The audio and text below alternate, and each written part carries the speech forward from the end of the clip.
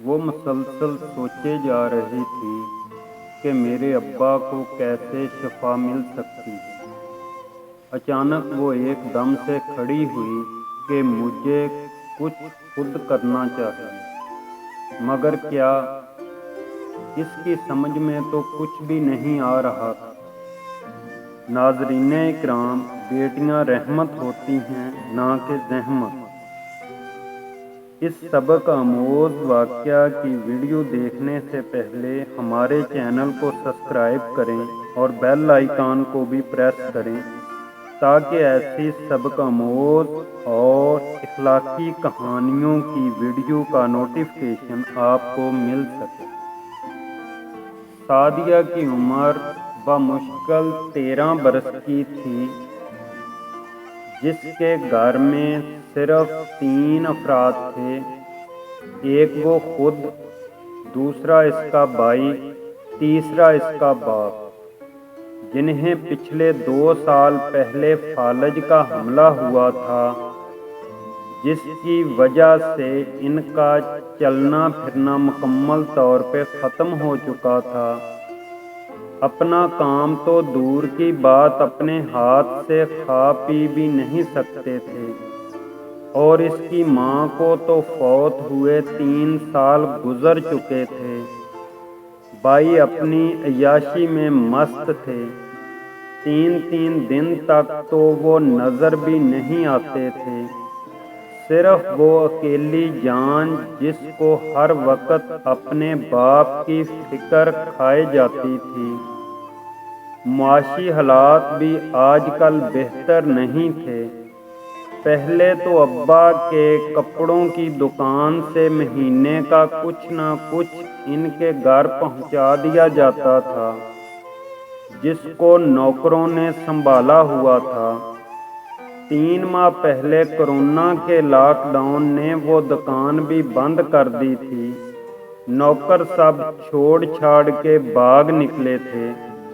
گھر کا راشن 2 ہفتے قبل ہی ختم ہو چکا تھا، مگر اس نے کچھ پیسے اپنے ابا جان کی دواؤں کے لیے الگ کر کے رکھے ہوئے تھے۔ آج تو وہ بھی ختم ہو گئے تھے، اور ابا جان کی دوائیاں بھی شام کو خریدنی تھیں۔ اس کے ساتھ ساتھ اس کے ابا کے لیے بھی آج کھانے کو کچھ نہیں تھا۔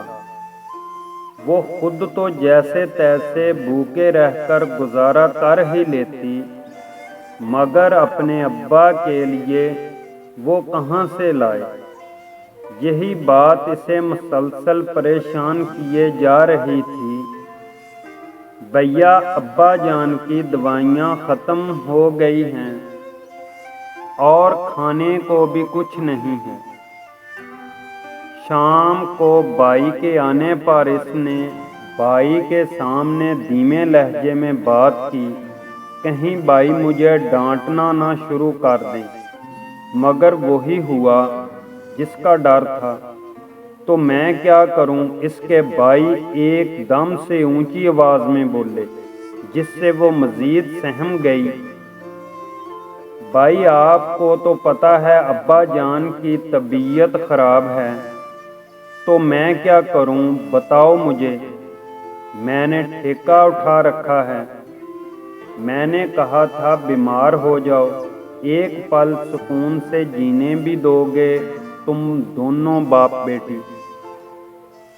انسان گھر نہ آئے تو ہی بہتر ہے، جاؤ دفع ہو جاؤ یہاں سے۔ کچھ نہیں ہے میرے پاس، مر کیوں نہیں جاتا یہ بڑا؟ وہ زور زور سے چلاتے ہوئے گھر سے باہر چلا گیا۔ سعدیہ چپ چاپ اپنے بھائی کو جاتا ہوا دیکھ رہی تھی۔ اس کے پاس سوائے بے بسی اور آنسوؤں کے کچھ بھی نہ تھا۔ مجھے خود کچھ کرنا چاہیے، شاید کسی سے قرض۔ اس کے معصوم سے ذہن میں خیال ابھرا، ان حالات میں کون مجھے قرض دے گا؟ ساتھ ہی دوسرے خیال نے پہلے کی تردید کر دی، اللہ تو ہی ہماری مدد فرما، میں اپنے ابا کو اس حالت میں نہیں دیکھ سکتی، خود بھوک پیاس برداشت کر لوں مگر ابا جان کے سامنے یہ بات کبھی ظاہر نہیں ہونے دوں گی۔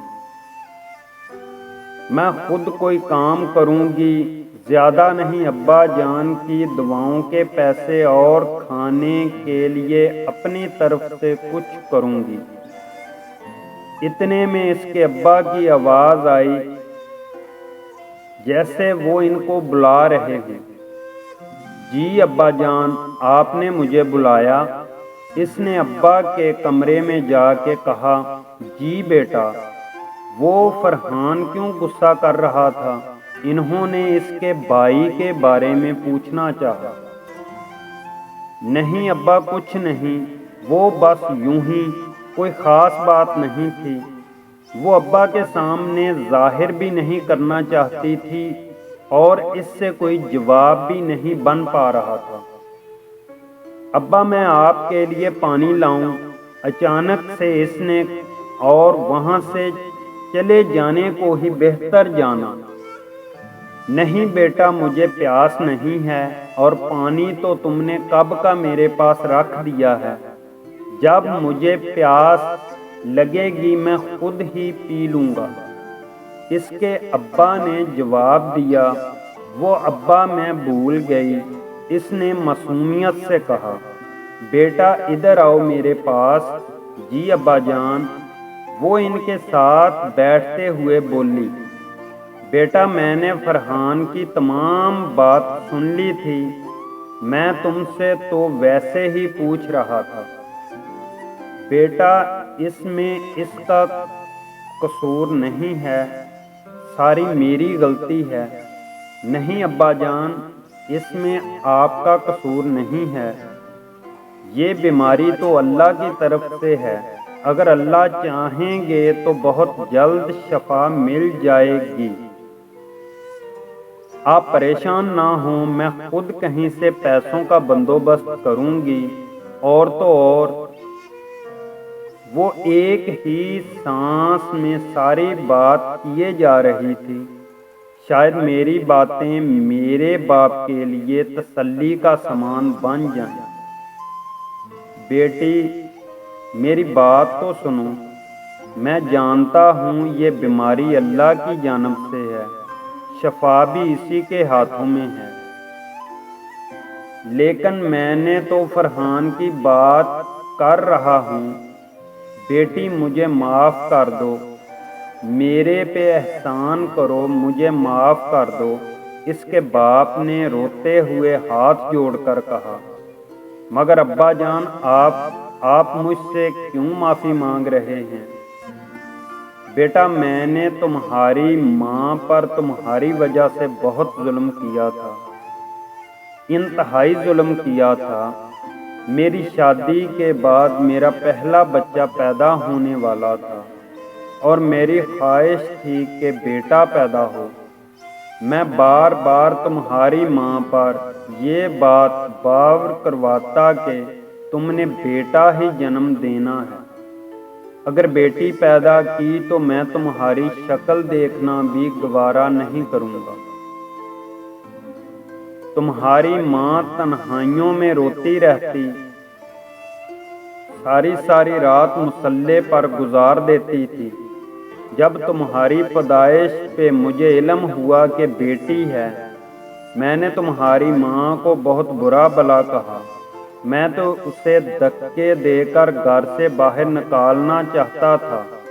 وہ تو بھلا ہو تمہارے چچا غفار صاحب کا، جو اس وقت ہمارے ہمسائے میں رہتے تھے، انہوں نے میری منت سماجت کی، سمجھایا کہ بیٹی پیدا ہو گئی ہے تو کیا ہوا، اپنی بیوی کو تو گھر سے باہر نہ نکالو، اللہ تعالیٰ اگلی بار بیٹا بھی دے دیں گے، اس کے خزانے میں کون سی کمی ہے۔ میں نے اس کے بعد تمہاری ماں کو تو گھر میں رکھ لیا، لیکن اسے خرچہ نہیں دیتا تھا، چھوٹی چھوٹی بات اس سے جھگڑتا اور بہت ستاتا اسے، حتیٰ کہ میں نے تو اتنی کوشش بھی کی تھی تمہارا گلا دبا کے تمہیں مار ڈالوں۔ کئی بار میں نے یہی کوشش کی اور ہر بار تمہاری ماں تمہیں مجھ سے بچا لیتی۔ 2 سال کے بعد فرحان پیدا ہوا، میری خوشی دیدنی تھی۔ بہت لاڈ کرائے ہیں فرحان کو، جب بھی کوئی چیز منہ سے نکالتا میں فوراً لا کر اس کے قدموں میں رکھ دیتا۔ زندگی کے ہر موڑ پر میں نے اس کی خواہشات کو پورا کیا تھا۔ آج میرا بیٹا میری شکل دیکھنے کو بھی تیار نہیں ہے۔ میری بیٹی مجھے معاف کر دو، میں بہت نادان تھا، بہت ہی زیادہ نادان تھا۔ اگر اس دن میں تمہاری جان لے لیتا تو بتاؤ آج میرا کون ہوتا؟ کون آج میری دیکھ بھال کرتا؟ بیٹی بیماری سے زیادہ میرے دل پہ اس بات کا بوجھ ہے، میں اپنی بیٹی کو رحمت کی بجائے زحمت سمجھ بیٹھا تھا، اور آج مجھے معلوم ہو رہا ہے بیٹیاں تو سراپا رحمت ہی رحمت ہوتی ہیں۔ وہ نگاہیں ٹکائے اپنے ابا کو دیکھ رہی تھی۔ کیا میرا باپ ایسا بھی ہو سکتا ہے؟ اچانک بیٹی اپنی تمام تر ہمت کو جمع کر کے کہنے لگی، ابا میں آپ کا مکمل علاج کرواؤں گی، بڑے سے بڑے ہسپتال میں لے جاؤں گی۔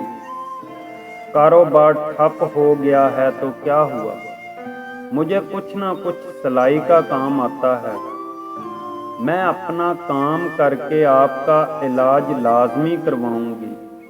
جب آپ بالکل ٹھیک ہو جائیں گے نا، میں بہت بڑی دعوت رکھوں گی، لوگوں کو بتاؤں گی کہ دیکھو میرے رب نے میرے ابا کو شفا دی ہے۔ ہاں بیٹا، جب میں بالکل صحت یاب ہو جاؤں گا نا، میں بہت بڑی دعوت رکھوں گا، بہت بڑی۔